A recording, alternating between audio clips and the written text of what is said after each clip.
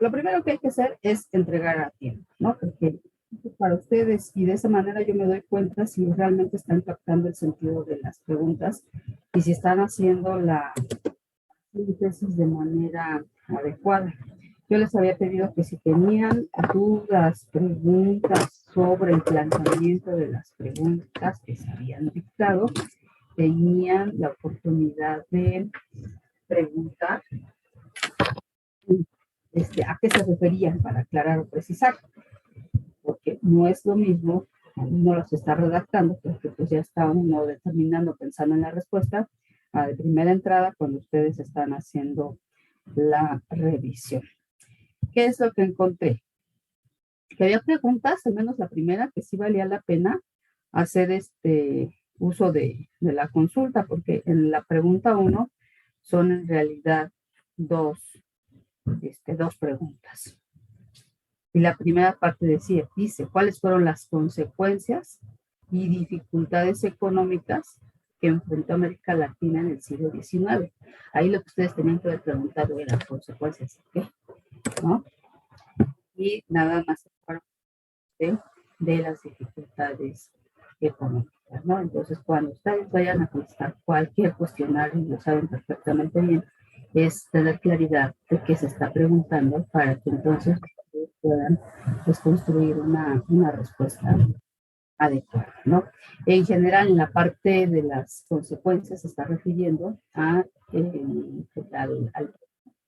de la herencia colonial, ¿no? ¿Cuáles son las consecuencias de este proceso de colonización de largo plazo que sufrieron las colonias en términos económicos, ¿no? Y por otra parte, las dificultades económicas, pues todos esos frenos que tuvieron al progreso y desarrollo las sociedades latinoamericanas y que básicamente en lo que se centró Kaplan es en México, Argentina, Chile, hace referencias pues, a algunos otros países latinoamericanos, ¿no? Esas dificultades económicas tienen que ver con formación del mercado interno, con las dificultades para expandir la base agrícola y desde luego la parte industrial. Es un análisis de tipo sectorial, ¿no? Entonces, en esa parte tienen que reconstruir sus respuestas, ¿no? En términos, digamos, macroeconómicos, ¿sí? Luego, la pregunta 2, las características económicas de Chile, Argentina y México. Igual, ahí es una vuelta nuevamente a la parte macroeconómica. Hay quienes señalan la parte relacionada con el sector externo, ¿no? De que son exportadores. Hay quienes mencionaron las dificultades en el proceso de industrialización, aun cuando había esfuerzos para impulsar una industria, ¿no? Y hay quienes señalaban, sí está vinculado al mercado de exportación, pero sus productos para llegar al mercado exterior son tales y tales, ¿no? Entonces, ahí tenían de dos. En cuanto a características económicas, hacer ese análisis visto desde el comercio exterior, exportaciones, importaciones, y o bien hacer nuevamente esta caracterización sectorial sobre cómo estaba funcionando la economía a nivel, cuáles eran sus sectores, o más bien sus actividades económicas punta, ¿no? Dentro de la economía. Y al final de cuentas, lo que se tendría que haber mostrado pues, es esa dependencia de la región latinoamericana en términos generales respecto a la demanda de sus productos en el exterior. También otra cosa que advertí es que en la pregunta 3 y en la 5 es que cuando se les pide liste de manera exhaustiva las características del sector externo y después se tiene la 5 que señala las características del mercado nacional. Son dos cuestiones diferentes, sí van interrelacionadas, pero no son las mismas, porque la parte del mercado interno nos está reflejando de manera completa el rezago, los límites del crecimiento que tuvo la región del siglo XIX. Y hacia el sector externo, pues es la que más se ha explorado y la que de manera recurrente tiene Kaplan a lo largo de la lectura, ¿no? Que es esa parte de cómo se vincula el mercado internacional a través del mercado de exportaciones. Y ahí es donde vienen las diferencias. Hay países que se especializan en la exportación de cárnicos, hay otros que lo tienen en primarios, en alimentos, y hay otro, un que es a través de metales no ferrosos, ¿no? Entonces, la diferenciación en la oferta de la estructura económica de productos de exportación también es bastante diferenciada dependiendo de la región. Y esto tiene que ver también con la forma en que se da el proceso de establecimiento del sistema europeo dentro de la vida económica de las colonias, ¿no? México pues tiene una vocación exportadora centrada en productos primarios principalmente provenientes del campo, ¿no? De la agricultura específicamente. Y a diferencia de Chile, que está abriéndose paso en un proceso de apertura hacia el exterior con metales no ferrosos, no únicamente plata. Recuerden, ¿no? Es último cuarto del siglo XIX, hay un progreso importante en otras industrias como la eléctrica, ¿no? Y entonces Chile, que ahí tiene un área de oportunidad para este tipo de productos. Y Argentina, una industria de bovinos, en donde exporta pues, el ganado, ya sea en pie o ya procesado frente al exterior. E internamente, pues lo que están haciendo los países en su conjunto es tener una estructura económica que le asegure, pues en primer término, la sobrevivencia de la población, ¿no? La producción de alimentos y completar la oferta con productos provenientes del exterior. Son importadores en su conjunto, toda la región latinoamericana, de bienes de capital, ¿no? Dado que no hay una industria impulsando, que se estuviera desarrollando de bienes de capital, ¿no? Entonces ahí sí es un proceso más o menos similar en las circunstancias en las cuales están produciendo los países de la región. Otra cosa muy importante tiene que ver con el financiamiento, ¿no? Gran parte del capital que proviene del exterior se está colocando en actividades que van a tener su beneficio también hacia el mercado externo y al mercado interno que se lo deja dentro de la población, digamos, nacional, el impulso también de la actividad económica. Entonces ese fenómeno sí está bastante bien diferenciado. Entonces, ahí es donde tenían que aprender a distinguir qué es lo que toca hacia el mercado nacional y qué es lo que le toca. Lo que no hay duda es que todos los países de la región en su conjunto, a grandes rasgos, están en esa búsqueda de formar un mercado interno para poder completar sus circuitos comerciales, sus circuitos de producción, sus circuitos de distribución. Pero es bastante asimétrico porque pues, ya se está advirtiendo un patrón de una economía, una parte de la economía hacia el exterior y otra parte de la economía que no está alcanzando un pleno desarrollo por esa falta de interconexión entre sus distintos circuitos. Luego hay una pregunta que es en realidad de mucho trabajo, que es la 4. Con base en la lectura de Gray, elabore la estadística del mercado de exportación y realice el análisis comparativo. ¿Qué es una estadística? Por ahí hay que empezar a entender la pregunta. ¿Qué es una estadística?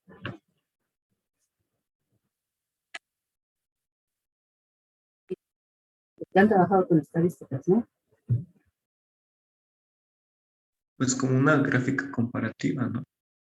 Antes de llegar a la parte comparativa, nuestro diseño principal, que son una serie de datos ordenados por año, por país, por producto. Tenemos una serie de variables, ¿no? Entonces, lo importante aquí dentro de una estadística, pues que tiene que ser un conjunto ordenado de datos que permita la comparación entre periodos, ¿no? Ustedes han utilizado estadísticas de la producción del Producto Interno Bruto, han utilizado estadísticas sobre la inversión y pueden tener un gran agregado macroeconómico o tener una desagregación de los componentes que integran esa variable, ¿no? Entonces, ¿qué es lo que tenían que hacer? Construir una tabla a partir de los datos, de los productos, de los años y de los países con que les estaba ofreciendo. Por eso les dije, es una pregunta de mucho trabajo, ¿no? En primer lugar, teníamos que identificar años, que eso tenía que ser nuestra columna principal. Y después identificar países. Y de esos países, ¿qué datos son los que nos está ofreciendo el autor? Valor, volumen de la producción, exportaciones, importaciones, qué sé yo. Era un trabajo de construir esa serie estadística hasta donde el dato lo permitiera, o tener datos representativos para, en su caso, podemos comparar, ¿no? A veces nos dicen, del periodo de 1870 a 1880 se incrementó la producción, la producción, no sé, de hidrocarburos en un 15%. Entonces, van cuáles de lo que está señalando el autor. Y ustedes, como en este proceso de formación de economistas, pues tienen que aprender a identificar los datos que tengan un significado, que están reflejando un valor, y que cuando tenemos esas series o este proceso de construcción de series, porque hay veces en que van a tener huecos, al menos poder distinguir tendencias, ¿no?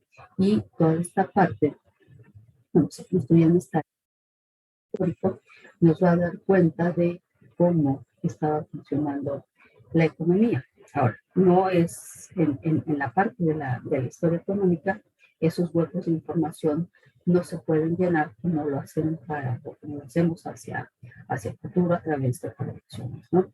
Ustedes, dentro de lo que es este aprendizaje que tienen como economistas, van a conocer o van a aprender a obtener ese conocimiento hay de proyectar hacia el futuro. Pero en el caso de la historia no se pueden hacer proyecciones hacia atrás. No se pueden en términos de que hay una imposibilidad de instrumental para hacerlo, sino que pierde un significado respecto a cuál fue el dato que se registró en el periodo. ¿Por qué?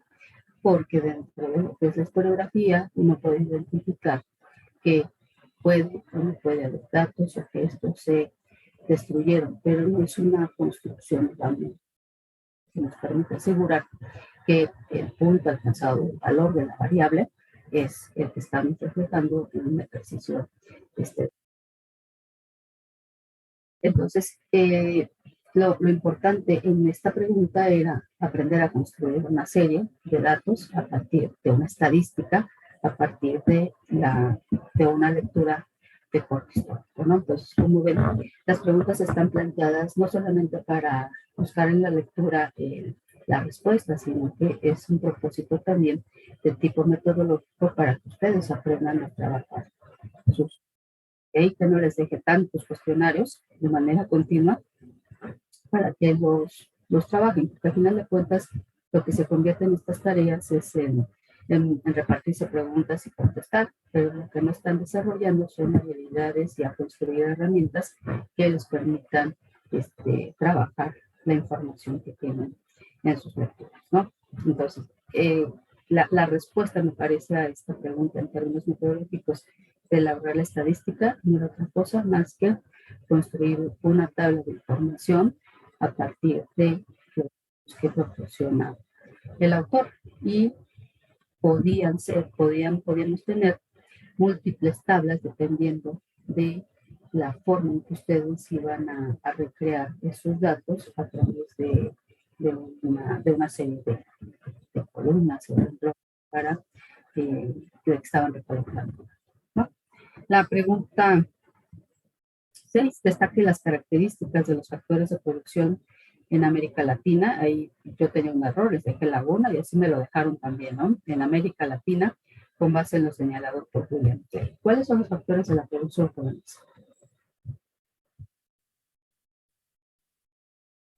Tierra, trabajo y capital. Exacto, ¿no? Entonces, ¿qué tenían que entrar? A una descripción de cómo se comportó el capital, cómo se comportó el trabajo, y cómo se comportó la tierra, el capital y el trabajo, ¿no? Eran sobre esos tres. Y Gray lo que hace es abordar por secciones cada uno de estos factores de la producción, ¿no? Entonces no era que estuviera en un paquetito la respuesta o en tal página, sino que sí le dedica varios párrafos a la exposición del tema. Y la gran mayoría de los que entregaron sus cuestionarios, pues sí se advierte el esfuerzo de tratar de entender la pregunta, pero no lograron identificar en muchos casos exactamente de qué tenían que, cuál era el dato que tenían que buscar, cuál era la información. Y era muy simple, y esto es la parte básica de la formación de un economista, ¿no? ¿Cuáles son los factores de la producción? Sobre eso había que había que exponer y tenían bastante material para mano en su exposición. Pero en la siguiente pregunta es la opinión de Jonathan Levy, ¿no? Sobre el desarrollo de América Latina. Entonces, cuando ustedes revisan lecturas hay que distinguir. ¿Qué nos dice el autor? Ya es el planteamiento de qué trata, de qué es lo que nos está explicando el autor, qué es lo que está tratando de demostrar. Y por otra parte, ¿cuáles son sus referentes teóricos, ¿no? O hay veces en que los va a utilizar para fortalecer o para apoyar su posicionamiento, pero bien, por otra parte, puede utilizar algún autor o algún artículo, etcétera, para comparar o tratar de demostrar lo contrario, ¿no? Entonces, aquí era más bien una pregunta de identificar qué fue lo que dijo determinado autor para separarse o apoyar el discurso de. Y la última pregunta, esa también era de algo de trabajo, ¿cuáles son las dos interpretaciones de la historia de América Latina y en qué consiste cada una? Y es de la parte final del más o menos en extenso también. Y ahí, ¿cómo se trabaja? Entran de lleno al análisis comparativo o bien en inicial se arman dos tablas, dos columnas, que es cuál es la primera posición, cuál es la segunda posición, se identifican rasgos comunes, diferencias, y esa parte de elementos en común y las posiciones en cuanto a la interpretación de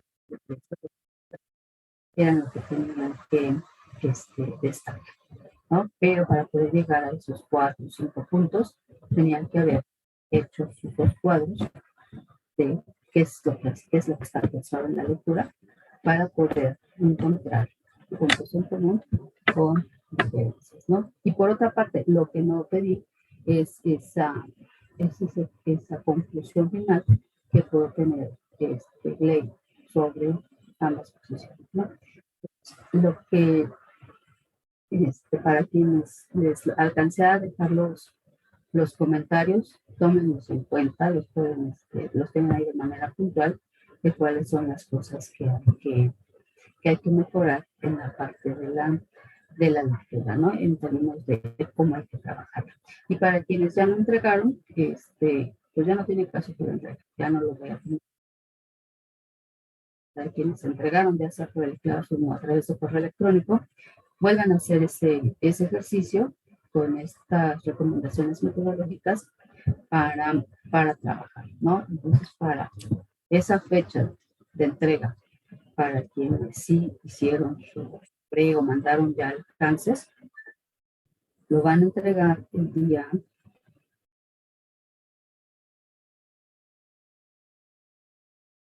lo van a entregar a más tardar el día 22 de abril, es viernes, ¿no? Y le suma 2 puntos extras a su evaluación final. Bueno, no a la evaluación final, a este examen parcial. ¿Está clara la fecha? El viernes 22, me quedan sus cuestionarios correctos, tomando en cuenta estas recomendaciones que les acabo de realizar. ¿Está clara la actividad?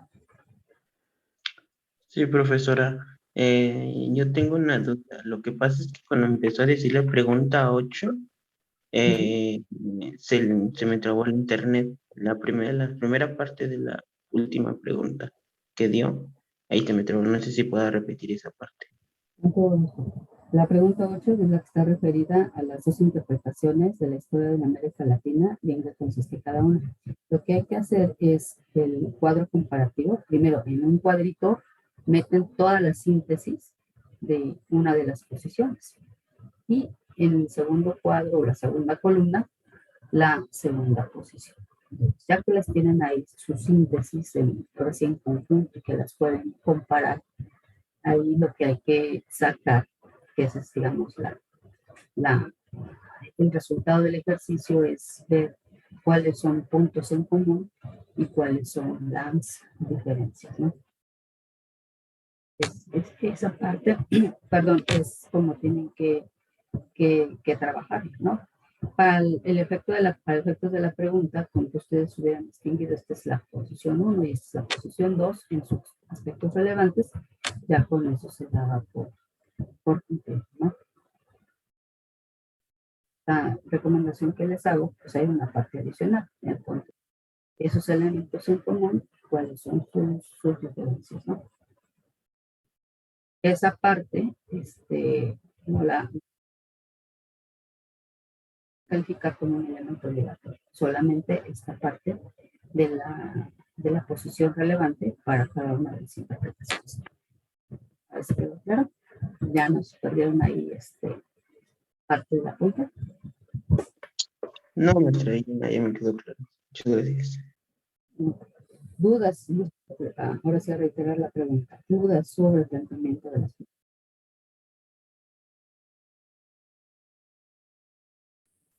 No, profesor. Ahora, cuando estén revisando cualquier lectura, sí sí leanlas con mucho cuidado, porque lo que hacen muchos, lo que utilizan los historiadores económicos como un recurso es ir planteando las generalidades y las posiciones de los autores, pero no necesariamente representa la opinión del autor del capítulo del libro. Y entonces ahí tienen que aprender a distinguir, como les reitero, qué es lo que dice el autor y qué es lo que dicen sus auxiliares para fortalecer o para discutir o argumentar de las posiciones que plantean, ¿no? Eso siempre deben tener mucho cuidado, no solamente en esta lectura, sino en cualquier otra, porque luego hacen suyas o hacen del autor las opiniones de lo que dijeron otros autores, ¿no? Entonces, hay que evitar o minimizar ese riesgo cuando ustedes están haciendo una revisión de la lectura, ¿va? Entonces, la fecha se las vuelvo a repetir a más tardar el día 22, ¿no? Para que tengan este tiempo suficiente para organizarse de sus demás materias y lo que hay que entregar, y son 2 puntos sobre adicionales a la calificación del primer examen parcial. El examen parcial. Si tienen abierto su Classroom, ahorita mismo les voy a...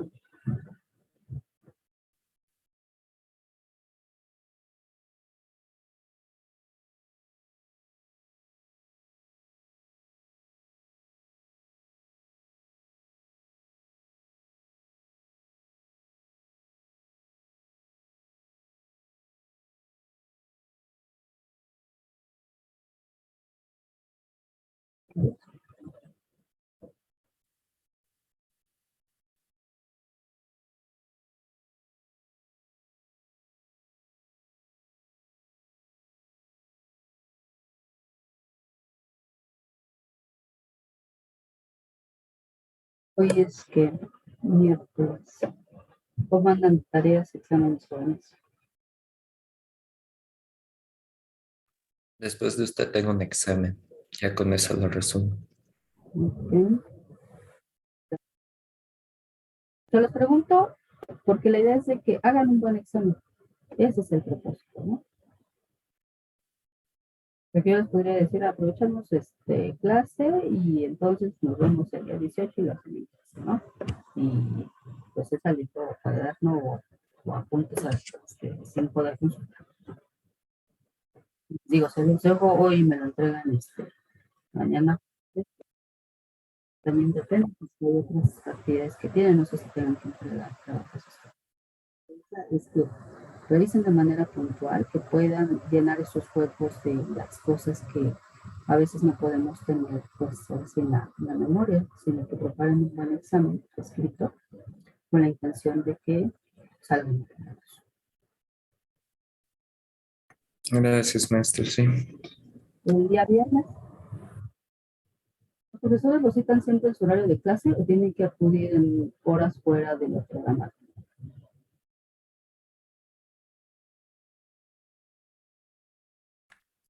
No lo entendí muy bien. ¿Cómo? Las clases que tienen asignadas siempre las ven en el horario de que tienen oficialmente asignado o les reprograman en otro horario. A mí en el horario de clase. Todo el horario de clase. Los demás, Sí, también en el horario. ok. Vale. Y yo cuando estaba en la maestría y si la clase era a las 7 de la mañana, lo mismo la cambiaban. Estábamos en teoría dedicados al 100% al programa, ¿no? Entonces, nada más para evitar que si algún profesor les programa su clase por el motivo que tenga en un horario que regularmente tienen libre, pues hay que volver a restar horas para la educación. El viernes, no, para el sábado, ¿qué les parece? Este sábado, sábado 9.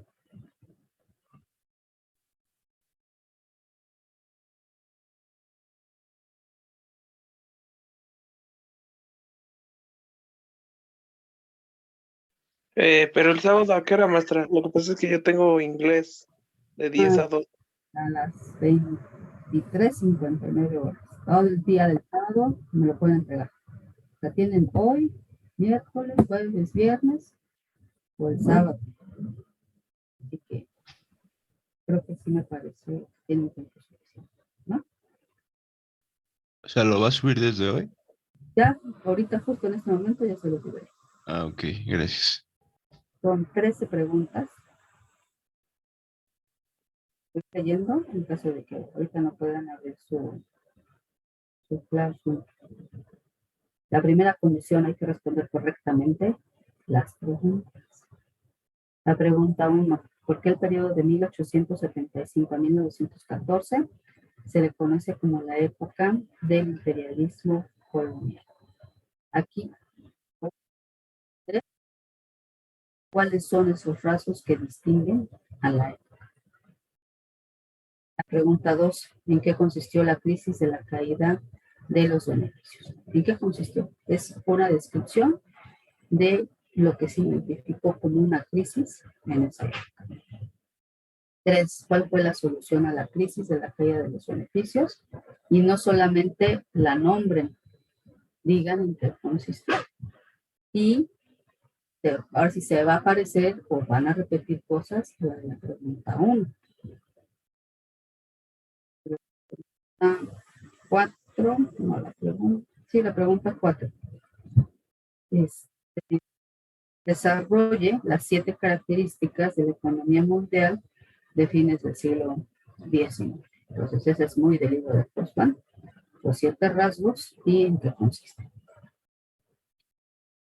5. ¿Qué conexión existe entre el surgimiento del monopolio y el imperialismo? 6. ¿Qué elementos provocan la crisis del sistema colonial?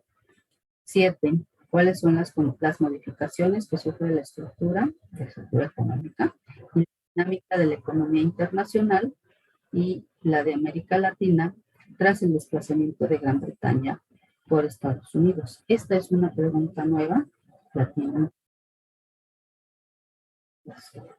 La pregunta 8. La diversificación de la economía, la industrialización, la urbanización y la expansión del Estado provocaron modificaciones en la estructura social. ¿De qué manera se manifestó esta en la diferenciación? Está completamente económica, pero sí tiene que ver sobre cuáles son los efectos de una transformación de tipo económico sobre la sociedad, ¿no? Al final, preguntas lo que está en el centro de cualquier política económica es el tejido social, ¿no?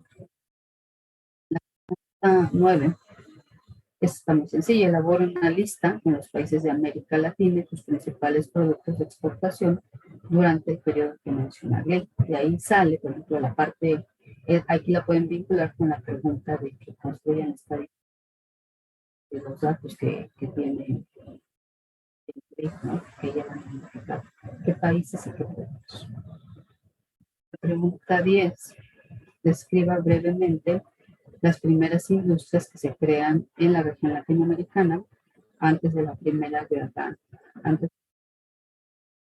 La pregunta 11, que también es sobre ley, ¿qué se puede decir acerca del mercado de los bienes de capital y su relación con la industria latinoamericana de la época? Que ya pues ahorita en el repaso del cuestionario ya tienen algunos rasgos. Y la pregunta 12, en el mercado de los factores, la tierra juega un papel importante. ¿Cómo se llevó a cabo dicho mercado de tierra en la región? La pregunta, haga una breve reseña de las transferencias del capital internacional hacia América Latina, ¿no? Entonces, esa también es muy sencilla porque ya hemos comentado lo de las sesiones, ¿no? ¿Cómo hay que entregar el cuestionario? En computadora o también a mano con letra legible, y no olviden anotar su nombre, ¿no? Los que utilicen opten por resolver la mano, tomar fotografía, asegúrense de que sí se vea bien porque luego por el dispositivo de que nos acaban de ver. Si tienen dificultades para subirlos en Classroom, pues me lo mandan por el electrónico, ¿no? De Historia y Desarrollo Clase, para que también se los pueda checar. Pues ya quedamos en que la fecha es el día 9. Vuelven a revisar las preguntas y entre hoy y mañana más tardar, si tienen dudas, me preguntan, ¿sí? Para que queden bien claras las preguntas de qué es lo que se está cuestionando y ustedes puedan asegurar. Es una... ¿Sabes en todo esto? Sí, maestra. Ok. ¿Algo más que tengan que comentar?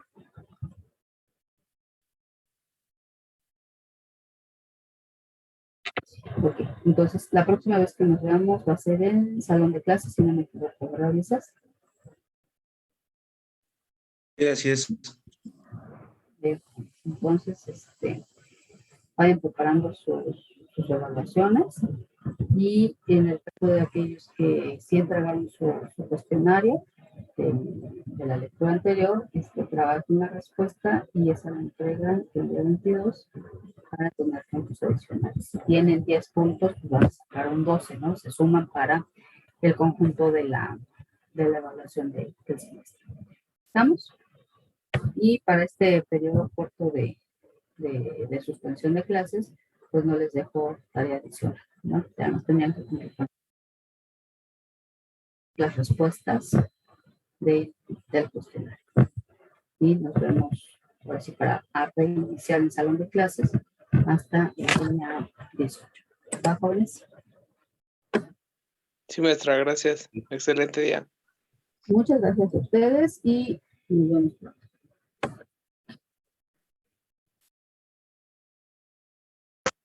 Hasta luego. Hasta luego.